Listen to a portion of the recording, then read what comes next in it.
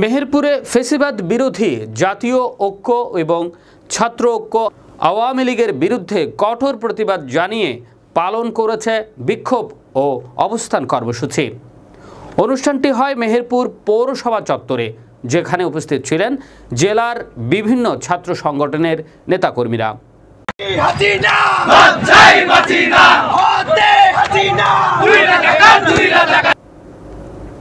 এ সময় বক্তারা বলেন, আওয়ামী লীগ গণতন্ত্র হরণকারী একটি দল। তাদের অতীতের গণহত্যার দায় তারা এড়িয়ে যেতে পারেন না। তারা রাজনৈতিকভাবে জনগণের অধিকার হরণ করেছে। দল হিসেবে এদের নিষিদ্ধ করতেই হবে, না হলে ভবিষ্যতে আরও কঠোর আন্দোলনে যাব।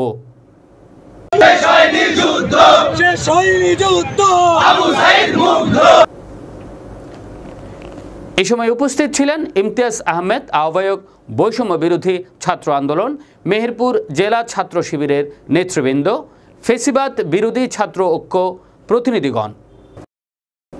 এই সময় বক্তারা দাবি করেন, আওয়ামী লীগের বিরুদ্ধে সাংগঠনিক নিষেধাজ্ঞা আরোপ না করলে তারা দেশব্যাপী নতুন কর্মসূচি ঘোষণা করবে।